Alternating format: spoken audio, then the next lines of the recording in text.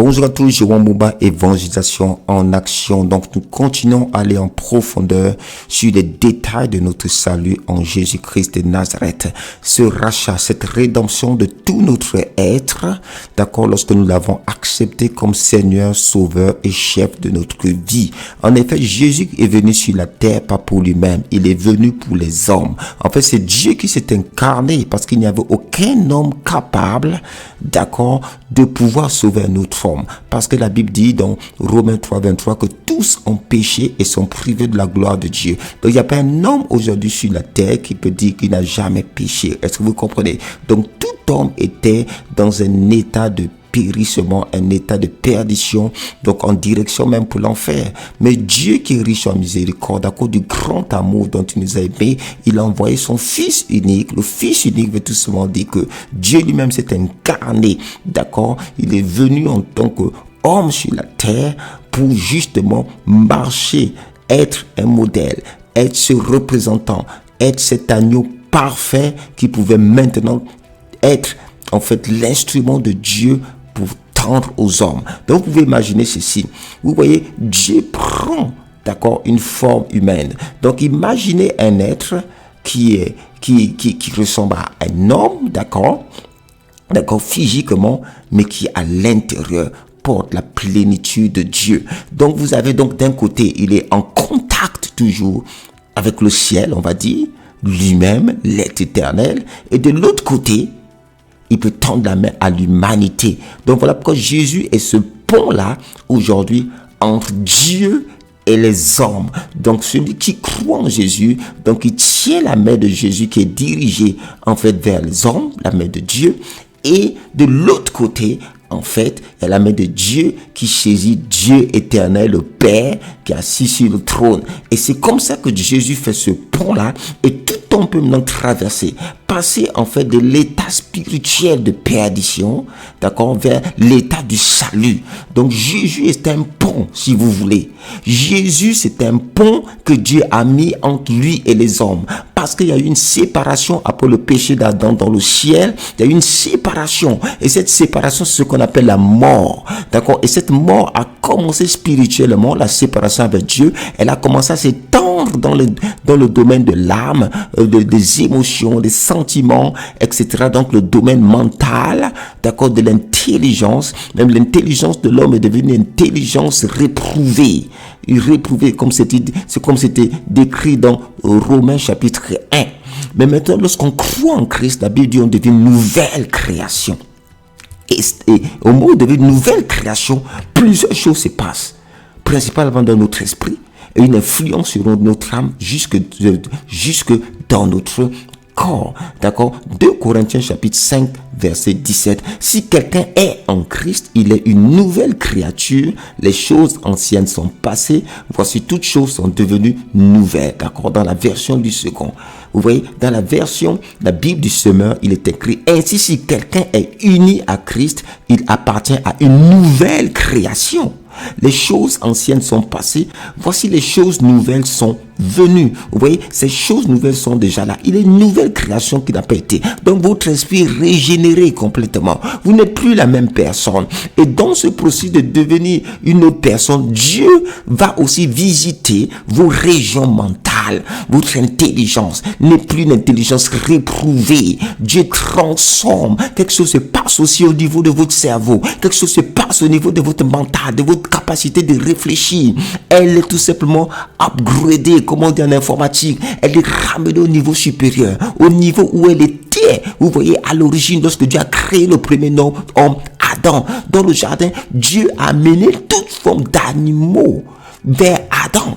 Et Adam les a nommés. Vous vous rendez compte? Et il n'a plus oublié leur nom. Donc vous voyez là, les capacités mentales et intellectuelles de celui qui est né de nouveau sont restaurées en fait. D'accord, maintenant quelle est la pensée que vous avez? On dit dans 1 Corinthiens chapitre 2 au verset 16, il est écrit, car qui a connu la pensée du Seigneur pour l'instruire? Or nous avons la pensée de Christ. Est-ce que vous comprenez? Nous avons, pas qu'on l'aura. Parce qu'il y a la transcendance que la pensée de Christ, c'est quoi? C'est pas juste penser, non. C'est les capacités mentales, l'imagination, l'intelligence, les capacités de mémoire. Donc vous voyez ça, c'est ce que vous maintenant dans la nouvelle création vous avez. Mais vous devez savoir que c'est là pour que vous puissiez l'utiliser. Peu importe ce qu'on vous a dit avant, même si on disait vous n'étiez pas bon en maths ou on vous a jugé d'une certaine manière. Non, vous avez une intelligence supérieure. Et c'est pas juste une intelligence scolaire. Non, pas du tout. Ou juste une intelligence professionnelle. Non, ça va même au-delà de ça. C'est une intelligence de la vie. Comment organiser sa vie, comment organiser sa maison, comment organiser une activité. Ça va au-delà, ça c'est la pensée. Vous avez les capacités de Christ. Et nous savons que Jésus-Christ est le logos de Dieu, la parole de Dieu. Donc c'est l'idée originale de Dieu. Donc c'est cette capacité que Dieu avait au moment de créer le monde. En fait, cette sagesse-là, Christ est aussi maintenant en vous. Donc là, c'est par la sagesse Dieu fonda le monde. La sagesse par laquelle Dieu a fondé le monde, c'est ce qui vous a donné maintenant systématiquement. Regardons dans Matthieu chapitre 11 au verset 19. Donc c'est des gens qui parlaient de Jésus et Jésus leur répond: le Fils de l'homme est venu mangeant et buvant, et il dit c'est un mangeur et un buveur, un ami des publicains et des gens de mauvaise vie. Mais la sagesse a été justifiée par ses œuvres. Mais la sagesse a été justifiée par ses œuvres. Et c'est cette sagesse-là que vous avez maintenant. Vous comprenez la pensée de Christ, les capacités mentales, intellectuelles de Christ. Est-ce que vous comprenez? Parce que vous êtes une nouvelle création. Votre cerveau, qui était tout simplement un cerveau humain, est devenu un cerveau spiritualisé. Est-ce que vous comprenez? J'utilise ces mots pour que vous compreniez vraiment. Et ça, c'est vrai, je l'ai expérimenté. Lorsque je faisais ma thèse de doctorat, et des fois, j'étais coincé sur des problèmes, et j'entendais une voix qui me donnait des solutions. Et je vous assure que c'est extraordinaire. Et je me rappelle même un stage que j'avais fait. C'était un contrat à durée déterminée dans une entreprise à la Défense à Paris. Je devais développer une application informatique. C'était au début, quand j'avais donné ma vie à Christ, dans les premiers mois, etc. Donc, j'avais eu cette opportunité. Et là-bas, à un moment donné, j'étais parfois coincé. Et j'entends une voix me dire: utilise cette technologie, utilise ça, etc. Et à la fin de mon stage, et c'est le témoignage, en fait, de ce CDD, je veux dire, c'est le témoignage de celui qui m'avait embauché, m'a fait. Il m'a dit: bon, tout n'est pas vraiment comme je l'espérais, mais une valeur ajoutée que tu as amené dans ce projet, c'est cette technologie-là que tu as introduit dans le projet, et ça va faciliter beaucoup de choses. Et c'était ça. Pourquoi? Proverbe 3:19. C'est pas la sagesse que l'Éternel a fondé la terre, c'est pas l'intelligence qu'il a fermé les cieux. Vous voyez? Et cette sagesse-là, c'est Christ. La sagesse de Dieu est maintenant en vous. Vous avez une intelligence supérieure. Est-ce que vous comprenez? Vous avez une intelligence supérieure. Vous avez une intelligence supérieure. On va voir ça dans Daniel, chapitre 1, les versets 17 à 20. Dieu accorda à ces quatre jeunes gens de la science, de l'intelligence dans toutes les lettres et de la sagesse. Et Daniel expliquait toutes les visions et tous les songes. Continue. Au terme fixé par le roi pour qu'on les lui amena, le chef des eunuques les présenta à Nebuchadnezzar. Le roi s'entraînait avec eux, et parmi tous ces jeunes gens, il ne s'en trouva aucun comme Daniel, Anania, Michaël et Azaria.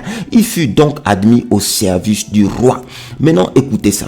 Sur tous les objets qui réclamaient de la sagesse et de l'intelligence, et sur lesquels le roi interrogeait, il les trouvait 10 fois supérieurs à tous les magiciens et astrologues qui étaient dans tout son royaume. 10 fois supérieurs, des jeunes gens à qui Dieu a accordé la sagesse et l'intelligence. Pour vous, Dieu n'a pas plus besoin, parce que c'était l'Ancien Testament, Dieu n'a plus besoin de vous accorder, de vous transférer cela, parce que dans la nouvelle alliance, d'accord, dans Jean chapitre 1 verset 12 à 13, on a vu que mais ceux qui croient en son nom, en Jésus-Christ, d'accord, il a devenu le pouvoir de devenir enfant de Dieu. Enfant, c'est-à-dire on est né de l'Esprit de Dieu, d'accord. Et lorsqu'on est de Dieu, on hérite systématiquement des capacités capacité de Dieu. Donc, c'est que Daniel ici, Dieu les a transférés. Pour nous, c'est inné en fait. Dans la nouvelle création, c'est inné. Ça vous est transféré automatiquement. Vous êtes 10 fois supérieur. C'est que vous voyez dehors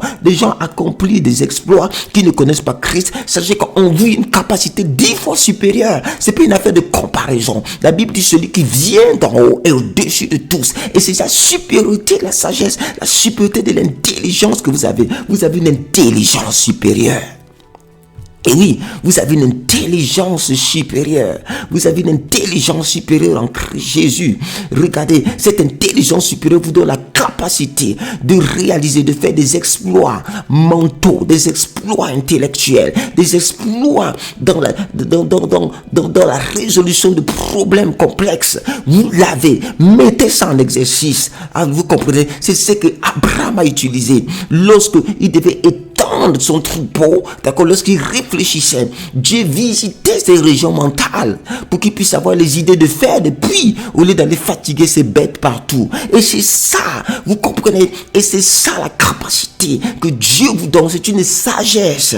Dieu peut vous donner de plusieurs manières, même des idées extraordinaires. Ça peut être un rêve, ça peut être des pensées qui traversent votre esprit. Saisissez-les. C'est des pensées divines. C'est des pensées de Dieu. Saisissez-les. Mettez-les en action. Mettez-les au travail. Vous êtes 10 fois supérieur à la meilleure intelligence humaine. Dans le nom puissant de Jésus ce matin, je prie pour la prise de conscience que nous avons la pensée de Christ. Nous ne l'avons pas. Nous l'avons. Mon frère, ma soeur, tu as la pensée de Christ. Tu as la capacité mentale, tu as la capacité créative, tu as la capacité imaginative, tu as la capacité de mise en œuvre au nom de Jésus-Christ de Nazareth. Brille dans ta génération, brille dans ta génération. Dieu me montre des personnes qui sont capables de créer des livres, des gens qui sont pleins de sagesse pour résoudre même des problèmes d'eau dans leur région. Et Dieu te dit que les idées qui viennent à toi,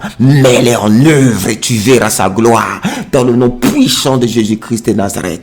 Alléluia. Amen.